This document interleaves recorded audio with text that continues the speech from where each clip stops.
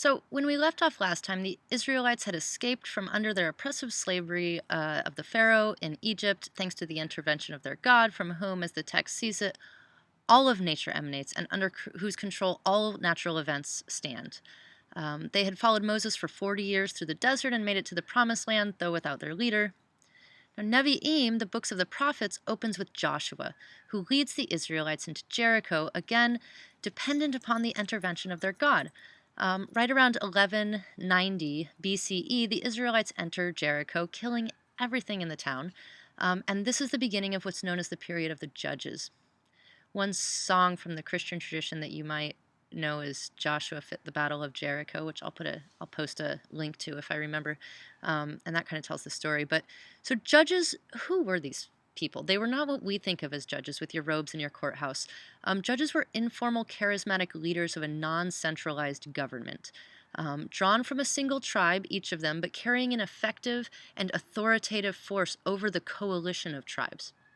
The role of the judges was primarily martial. At this time, the tribes of Israel formed a loose coalition, and they were constantly fighting off the people who lived in the area: the Canaanites, the Perizzites, the Jebusites, the Philistines, others. And as one might imagine, this constantly buffeted existence created a social context of recurring doubt and despair. So, this was a time of devotional ebb and flow. The Israelites were constantly going back and forth between doing what was offensive to the Lord and answering to the call of a righteous judge. So I want to highlight a few of these judges with whom many of you may be vaguely familiar, just to flesh out this period in a more personalized way. One of these judges was a woman, and that's kind of, amazing in its own right and why she gets on the list. Deborah, whose strategic and diplomatic skills gave her an enormous amount of power over her own tribal coalition, and in plots to secretly kill opposition leaders. She was quite good at subterfuge.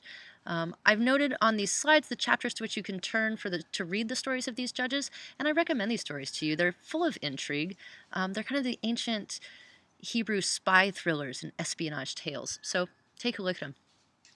The second judge we'll mention, many of you will recognize as he's given his name to a Christian organization that places Bibles in hotel rooms across the country, the Gideon Bibles. And by the way, Gideon's Bibles are free. When you see them, feel totally comfortable taking them. That's what they're there for. Anyway, Gideon made his mark when he led 300 men successfully in a campaign against 10,000 Midianites. By sneaking up in the middle of the night with torches and trumpets. And Gideon's army made such an incredible racket on their way into a darkened and sleepy camp that they tricked the Midianites into thinking that theirs was a far stronger force than in fact it was. And so the confusion of their enemies, and again, the help of the Lord, brought them their victory. And the last judge we'll look at is Samson, whose power was famously held in his uncut hair. He was a Nazarite, and so that was part of their practice. The Philistines captured him and cut his hair. He made the mistake of disclosing the secret of his incredible strength to his Philistine wife, and she betrayed him. You might know her as Delilah. There's a number of songs and that Samson and Delilah are part of, and he was enslaved. That was the end of that. Over time, though, under his slavery, his hair grew and his strength returned. And he goes down in history as the self-sacrificing man who pulled down the pillars of a temple on all the leaders of the Philistines. And we're told that those who were slain by him as he died outnumbered those who had been slain by him when he lived. And that was a lot when he lived. So he made his mark by dying in a very self-giving, heroic way. Now, the period of the judges ends when the Israelites asked Samuel, who was the last of the judges, for a king. Now, God warns his people against a king in no uncertain terms over and over, but they wanted to be like other nations. Consistently, this is a terrible mistake made by the chosen people who have been set apart. To be holy in this world is to be set apart. That's its root meaning. And in the middle of the 11th century BCE, Samuel anoints the first king, dun, dun, dun, dun, Saul. And when God withdraws his favor from Saul, as he does, Saul then falls upon his sword in a battle after a particularly devastating defeat. It's kind of like Saul's story. So Saul is the first king. Samuel is a judge.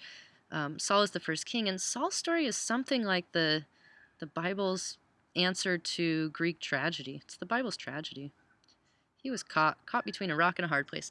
But when Saul dies, when he falls up, lays upon his sword because no one will kill him because he is the anointed king, so he does it himself. Samuel goes on to choose David to be the next king.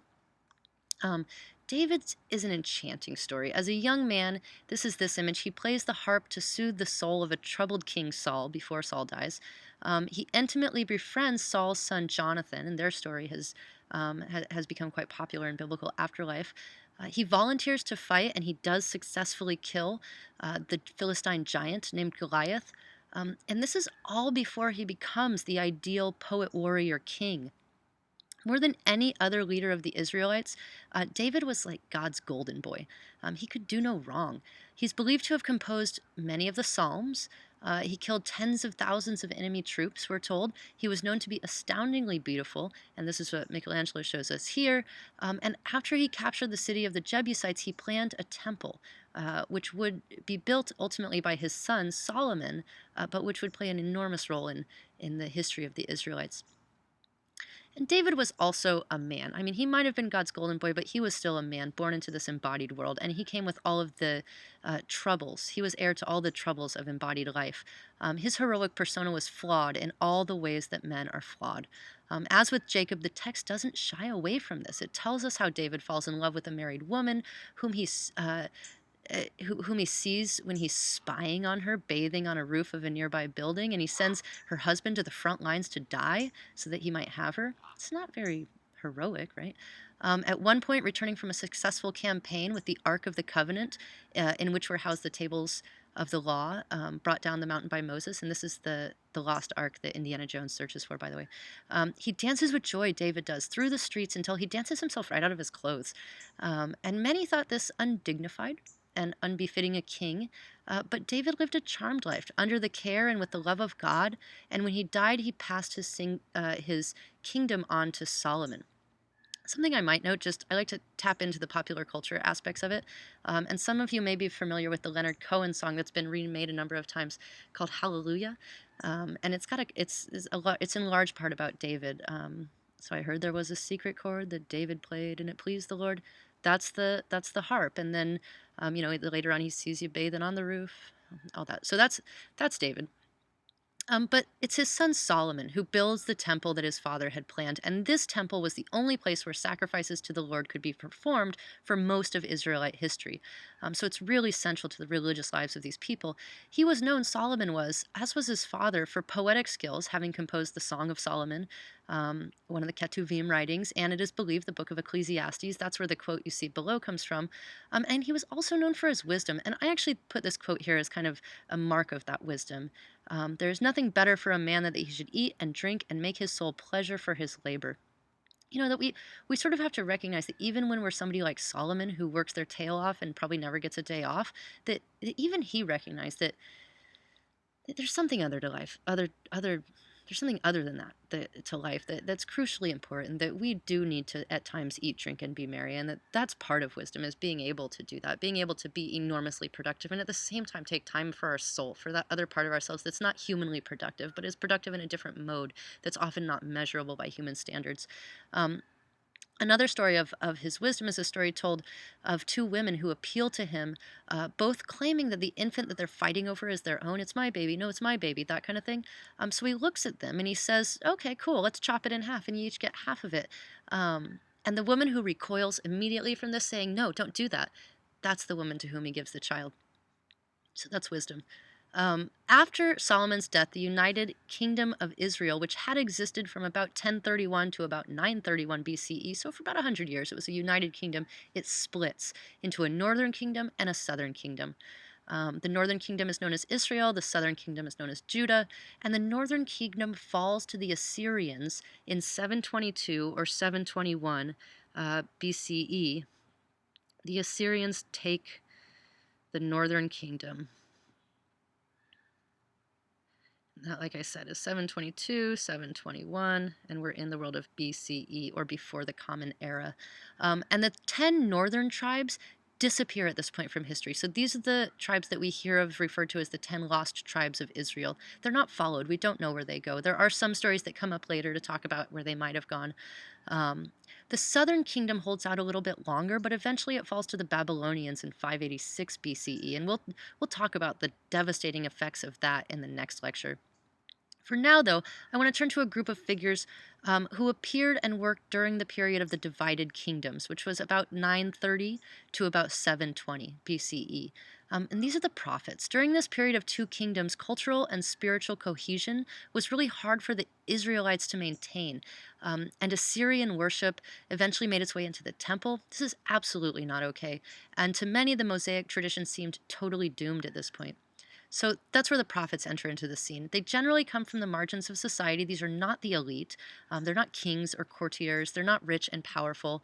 What they are is loud, charismatic, and compelling. Many of them follow the path of the reluctant leader that we've seen before, hearing the call of the Lord and trying really hard to beg off, saying things like, I can't speak well, they won't listen, that's really a job for somebody else. But the voice of the Lord will not let them be, their consciences will not let them be, and so they do end up acting as God's spokespeople, speaking the truth of justice to the corruption of power. And they're honored for this in a way that it really takes a lot of strength. Just think of who's in a position of power or authority in your life, and at what point they turn corrupt. At that point, are you capable? Are you willing? Are you able to stand up and tell them that they're full of it? And that's a really hard thing to do. That's what the prophets did. These figures play out in the narrative as something like a counterbalance to the settled authority of the kings, calling the Israelites back to the law, back to justice, back to righteousness. They speak boldly. They speak without concern for self-image or personal gain, which they're not getting any of out of these words, where they critique the standing authorities, the ruling establishment. In the next couple of slides, I've pulled quotes from the prophets Isaiah and Amos. And these books, I just can't recommend them highly enough. So, what need I have of all your sacrifices, says the Lord? I'm sated with burnt offerings of rams. That you come and to appear before me? Who asked that of you?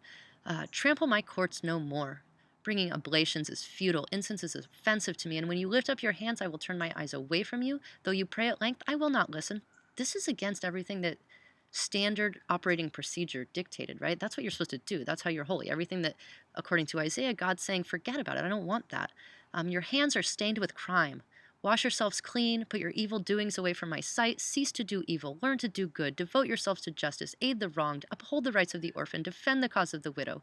And this is consistently the call. I'm tired, says the Lord through the prophets, of looking at you do all the quote-unquote right things while all of the oppressed people in your community are suffering. Start acting like real, good, solid, righteous human beings, and then you can come to temple and do whatever it is that you do, and maybe I'll like it, And here's Amos. Similar sentiment. I spurn your festivals. I am not appeased by your solemn assemblies. If you offer me burnt offerings or your meal offerings, I will not accept them. I pay no heed to your gifts of fatlings. Spare me the sound of your hymns and let me not hear the music of your lutes. All the things that you are supposed to do, right? But let justice well up like water, righteousness like an unfailing stream. That's what the prophets call for. The point of both of these quotes really is that you can't put on a show of righteousness. You actually must commit yourself to fostering justice in this world. The prophets have no patience for pretense, no patience for hypocrisy. You want to be people of the Lord, they say, living under what we've called ethical monotheism. Act like it. And we all know these sorts of people against whom the prophets rail, ostensibly pious people who act like righteousness is really at their core, but whose own lives are in shambles of dishonesty and greed and betrayal. And they may have power, but they use it to oppress others. This is the kind of moral offense against which the prophets spoke. And the continuation of this hypocrisy, corruption, and oppression into the contemporary world, while it does no credit to the human community, has kept the Hebrew Bible prophets alive and well through those whom they have influenced. And it's worth noting here that this is revolutionary and probably the single most important thing that the ethical monotheisms gave to the world, this concentration on justice above all else and the role of the prophetic voice in inspiring that. Many of you will have recognized the last lines of the quote from Amos as lines spoken by Martin Luther King Jr. in his I Have a Dream speech. King is but one example, and I bring him up here. He was himself a Christian, but I bring it up here. He was one example of how the prophetic voice is used in our own world to condemn corruption and work toward greater social or environmental justice. The project of working towards justice is known in the Jewish tradition as the practice of tikkun olam. And this is what we'll end with here today. We've talked about the incredible human pragmatism of this tradition, about how it doesn't pretend that this created world or those of us who people it are perfect. Things are all a little broken.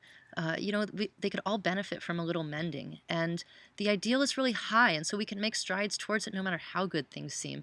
Through Tikkun Olam, we are each called to work always to bring this world and all beings in it to a greater sense of completion or wholeness. And this is sometimes difficult. It's worth thinking about the question of what tears or wrongs you might understand to be irreparable, and there probably are some. The murder of a child, the rape of a sister, the decimation of a people, the constant daily indignities of living in a bureaucracy. Like, what is it, right?